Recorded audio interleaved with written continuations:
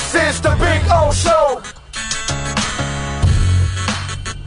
This is the Big O Show. All righty, there he is, the man, the myth, the legend that is Manny Navarro. How you doing, my man? How you feeling? Feeling great. Oh, how are you doing, man? Well, I'm at Canesware. There you go. Like, where are you? Come on, go. Aren't you over here with us, hanging out here at Canesware? No, how you feeling, man? You fully recovered? Yeah, I finally got a negative test yesterday, so that was a good sign. And I'm not feeling ill anymore at all. So I'm fully recovered and ready to go back out there. Once I get some work done, I'll be at practice probably Thursday, and then at the spring game on Saturday. So let's talk a little bit about the spring game. What are we looking forward to in that spring game? What should the Canes fan, what should their keen eye be focused in on? Well, obviously, I mean, you think up to last year's team, right, and the way the season ended, and Charleston Rambo having such a phenomenal year. I think wide receiver, who sort of emerges to be the go-to guy in this offense. That's a question that obviously won't get answered until the season starts. But I think the top three guys have pretty much established themselves this spring. Keyshawn Smith, Jacoby George, and Xavier Restrepo. I think those three guys have consistently been sort of the first team unit. Romello Brinson has been out this spring, but when he gets back in the fall, he'll compete to get into that rotation. But it'll be nice to see Tyler Van Dyke and that offense sort of try to pick up where they left off, because they were one of the best passing teams in the country last season over the last 6 games. But they've got to replace both Rambo and Mike Harley. So from a fan perspective, you'd be looking to see how that works out. Tight end position, Will Mallory's been out, but that's given a chance to guys like Elijah Arroyo and Jaleel Skinner, the freshman who came in, to get a ton of work. There's going to be a whole lot of 2 tight end sets. So that'll be interesting to watch, to see this new offense under Josh Gaddis and how it sort of uses the tight end. And then on the defensive side of the ball, you want to see the tackling look better than it did a year ago, and really that's, Kevin Steele and Charlie Strong and the effort that those guys are making with the linebackers. Things can obviously change with personnel here in the front 7 over the next few weeks once spring is over with the transfer portal. But you want to see Jafari Harvey. He's had a really good spring. You've seen him sort of excel at defensive end position this spring and sort of take on more of a lead role. You want to see if Chance Williams is up to snuff. We've heard things about Thomas Davis, a second-year freshman who is sort of a small, undersized pass rusher, but has a lot of speed and athleticism. I wrote about him over a year ago. He didn't play at all last year. Now it looks like he might have a role as sort of a third-down pass rusher type. And he's looked good this spring. So those are the things I'll be keeping an eye on as a fan. I want to see how the front 7 looks defensively, how they wrap up, how they tackle, how different the defense looks. Are guys in the right position? Under Manny Diaz, there was such a emphasis on, over pursuing to the ball and bringing pressure from wherever you can to create tackles for loss. It was sort of an all or nothing defense. And I want to see how they look just fundamentally different with Kevin Steele, who's playing more of a gap, shadow the running back, wrap up, fundamental, sort of defense than what Manny Diaz sort of did unsuccessfully last year. So I'm looking for all those things on Saturday. In the end, as I've said here before, 12 key players out this spring with injuries. So you can't sit here and start putting together a complete depth chart until the fall, but you can get an idea for those sort of fundamental things and how they look on Saturday. All right. Well, that's a good. And listen, I think what we're going to be focused in on, I would imagine, is the offensive line, right? Mm-hmm. Well, of course, yeah. That goes without saying, right? I mean, right, because that's the one thing I think they're going to want to see. And way too early to make any kind of determination on anything whatsoever. But I would imagine that Canes fans are going to want to see some kind of success by the offensive line against the defense during that scrimmage. That's all I'm saying. Yeah, there's no question. I think you want to see this combo blocking schemes that Alex Mirabal has sort of implemented into this offense. The fact that that they were the worst rushing team in the ACC last year. You want to see some level of improvement. That said, you do have technically your two lead running backs and Don Chaney Jr., Jalen Knight, that won't be in this thing. So, can you sit there and honestly say, hey, man, these guys still can't run the football? I mean, it's more about, what kind of a job they do, what you see them doing. Do they create lanes for these running backs? Do they create more space than they did? Do they create a push up front? Really, that's what Mario has been going for this entire spring, just teaching those guys the physicality level. And that was the number one thing he told me is when he watched the film, there were too many guys getting knocked in their ass on the offensive line. And that can't happen anymore. It has to be the other way around. So, yeah, you want to see that physicality up front. I think you've got, 3 of the 5 starting offensive linemen that'll be in the game. You'll have your left tackle in Zion Nelson. You'll have your center in Ja'Kai Clark. And then you'll have DJ Scaife, who in my mind is either a right guard or a right tackle once things sort of shake out here in the summer with the transfer portal and guys returning from injury. But, Jalen Rivers probably won't be playing in that game. You still don't know what Miami's going to add through the portal, as I mentioned. So from a depth chart and chemistry standpoint, it may not be, what Miami looks like in the fall, but at least you'll get an idea of what they've been working on. Yeah, no, that to me, that's kind of, when we look at that, at the success of this, and it's also, it's Mario's position.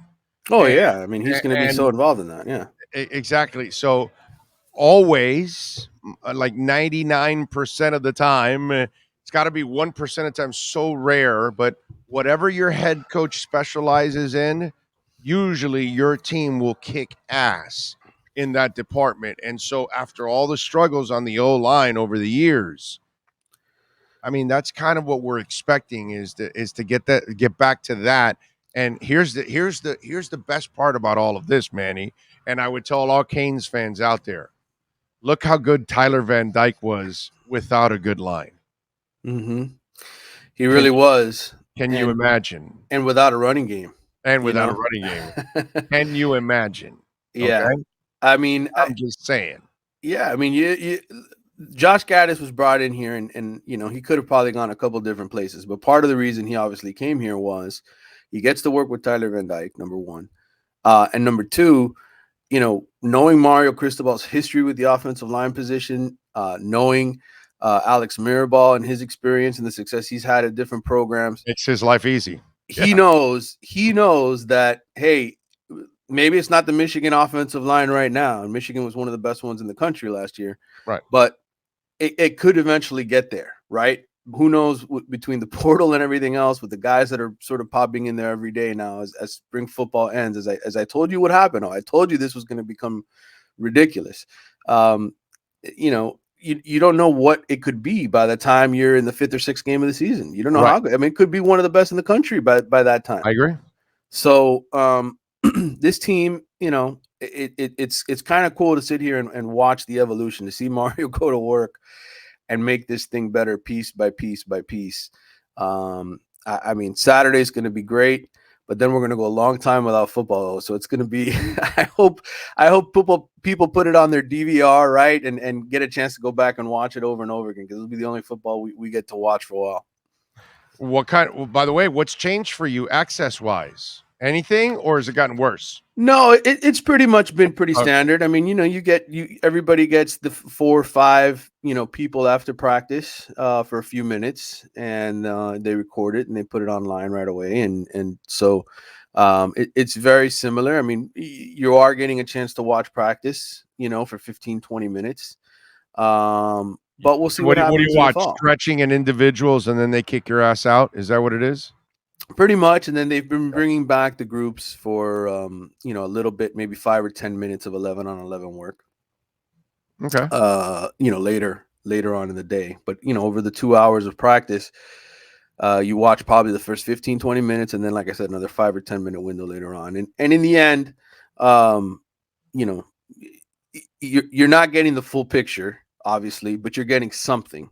And that's better than maybe what it's been in the past at certain points. But again, it's not like the Dolphins, right, where you can go out there and watch a whole bunch of it, and then you can't tweet anything about it, right? That's the rule with the Dolphins. You can't tweet anything live, but you can go back indoors and write which is what the writers do. They take a bunch of notes and they go back and they write. So, look, in the end, I don't think there's anything we're going to see out there other than injuries that's going to catch the eye of a lot of the reporters out there. There really is no point. I don't, as much as I would like to get a view every now and then just to be able to say, hey, this is what I'm seeing. I don't know, man. Do you really want to stand out there for 2 hours in that hot sun while these guys are baking every single day of the week? I'm okay with the access we get. Yeah, no, I don't if there's some shade, I don't mind actually, Right. Or what I used to do actually. Well, the Dolphins are indoors. I mean, and they've also got shade for the media, right? Yeah, So I mean, it's kind of they have shade. But when I was a beat guy, there was no shade, but I had access to the field. So right. And the locker room, by the way, which we and the don't. locker room, but what I used to do, because covering with Jimmy and with Wanstead, I was the back end of Wanstead. He got paranoid and then started limiting everything because the whole thing was going awry. But we had access to the whole fields. So what I used to do is I used to bring an umbrella. That's smart, yeah. And that was the way I used to watch practice. So and even if it rained, fine, I was covered, at least with the umbrella too at the same time, because either one could happen. Yeah. Obviously, being out there, but yeah, I didn't mind as long as I had some as long as shade. I had my umbrella, I was all right. I wasn't cooking, and to this day, I do thank Jimmy for giving us that kind of access, because that was actually really good, man. That made you a better reporter, being able to watch it just like that. That was actually really cool. Before I let you go, because we got to ask this now. First of all, the transfer portal. What are the what are the deadlines? What are the windows? When does it close and when does it reopen again? Walk us through that rule first. Well, for some reason, May 1st seems like a date in my mind that I think if you with certain conferences, and I don't know if it's just one sort of rule across the NCAA. I think it's per conference. They kind of have their own rules of when you can transfer in to another team. All right, within so your what's conference. ACC? I'm not even sure, to be honest with you. Okay. I should know this stuff. I know this. Yes, you should. Yes, you should. I should know this stuff, but all of this to me is kind of, I don't know. I don't want to call it pointless, because I'm sure the rules in some way, shape, or form affect change, but it can't be pointless, because at any moment, this is what I was going to ask you. Yeah. My follow-up was, okay, dude, I got to ask you about transfer portal every week. So until when do I stop asking you about transfer portals? Because I think the fall that free agency window is always open for them. So if some disgruntled star in wherever, Nebraska, Texas, or Ohio State wants to come here, all of a sudden, Miami ends up getting themselves a hell of a player. So that's why I asked you. I was going to ask you: is there anybody in the transfer portal, and until when do we have that window to do this kind of stuff? Yeah, I think the ultimate deadline, the one that really matters, is 5 days after school starts, because there's a certain point where you can't register for classes in the fall. So that is, to me, the be all end all of when you can when things sort of get shut off, because once you get to a certain point, right, registration for classes where you can't register for classes anymore, that's when you can't play. So that to me is the real date. Everything else in between, dead period, not dead period, all of that to me is pointless, because as long as you can still sign up and transfer to a new school and enroll in classes at that university, then that's the real deadline. All right. Well, Friday you get us the I'll look it up for you. Yeah. On that, and see what the because I would imagine that's what I was intrigued with, was how long do they have. And so then now with the final follow-up question is, anybody out there in the transfer portal that they're talking to? Is there somebody here? What's the latest? Well, the Caleb Johnson, UCLA's one of the UCLA starting linebackers each of the last 2 seasons, he will be visiting here starting today, Tuesday. He was text messaging with him back and forth on Twitter, DMing, or whatever the kids call it nowadays. And so he told me he was going to be down here for that. I think things look good for Miami. The one with the parents in the car? No, right? No. Oh, okay. No, Those were recruits. This is actually a player that's already Right. school. This is a college football. This is essentially a grad transfer. A guy who has 1 year left who can come Okay. here and be a starting linebacker for Miami out of Okay. UCLA, Caleb Johnson. The other kid that is drawing high interest is kid Mims out of Georgia, an offensive tackle, a former Oh, five-star I read recruit. that. Yes, I saw that. He is another high-profile target. There's the Mesidor kid from West Virginia who we've mentioned here before, the defensive tackle.